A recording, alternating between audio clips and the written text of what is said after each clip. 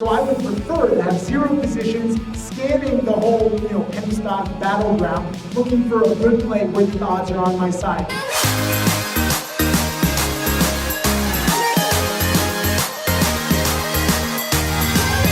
You started out with $12,000 roughly. Many of the attendees might have that or have less. So you did it with that $12,000 back in '98.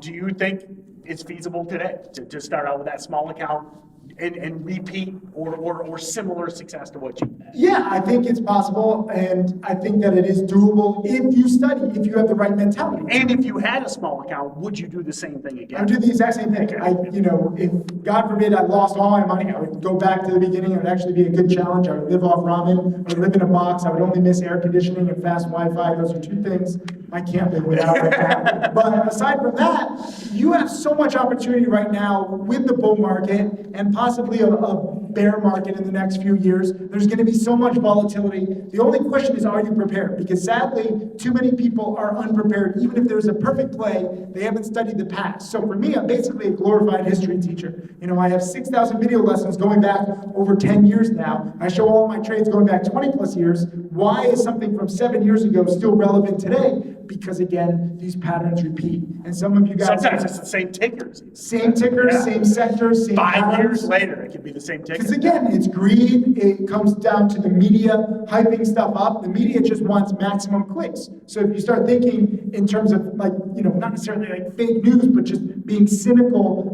with your approach to media and not necessarily believing it, they're just going to create clickbait. So anything they talk about is going to be exaggerated. And if you start thinking, oh, this article is exaggerated, this article is exaggerated, let me see how it affects these stocks, where again, you have all these idiots who are interested in buying the one, Thai weed play, not doing the research, not realizing that the company has no cash, and if the stock does go up, they're going to do a financing, so it's going to crash. So a lot of people are just looking at penny stocks the wrong way, and you can take advantage of that by looking at it the right way and being meticulous. So I think the number one reason, and maybe many here, and I've been there before, I think the number one reason low price stocks get such a bad rap, for lack of a better term, is people buy that and then they become the bag holder. Okay, they buy the idea, lots of times you're up 50, 100%. Then it crashes the next day, you're red. So if you are a bag holder, we won't ask you to raise your hand. If you're out there, you're holding— Raise your hand if you've ever had a big profit and you didn't take it.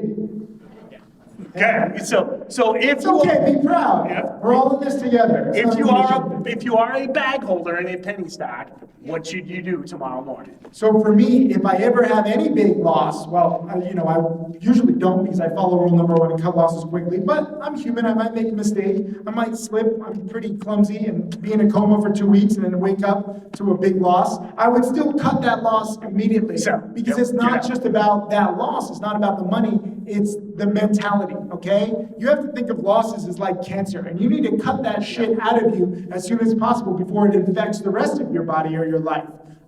Big losses kill your confidence, they kill your account, and while you're sitting on this one loss, stewing about it like miserable, you might miss a good opportunity because you're so focused on something that doesn't have good odds. For me, sometimes the best trade is no trade, right? So I don't need a trade all the time. I'm always looking for a good trade. So I would prefer to have zero positions, scanning the whole, penny stock battleground, looking for a good play where the odds are on my side. If you're in a play, it doesn't matter, even if the stock is going to come back, your mindset is so messed up with that, you are not in control anymore. You need to recognize that and you need to get out. It's like a bad breakup, right? Like if you have a bad breakup, you don't ask the next person you see, hey, will you marry me?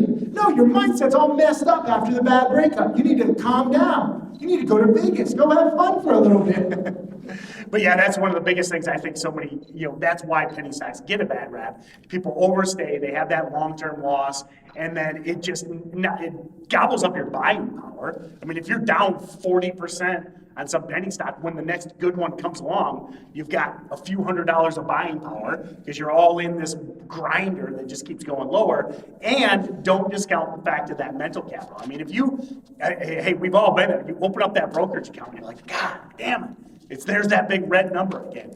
Get rid of that. The sooner you end that bad relationship, the sooner you are, Or I the can closer make you a get to food it. analogy. It's like a heavy Thanksgiving dinner, and you had the turkey, you had the stuffing, you had the pumpkin pie, you had another pumpkin pie because it's delicious, you had the cheesy bread, and you just feel like death. Like you got to go to the bathroom. Okay, you got to let it out.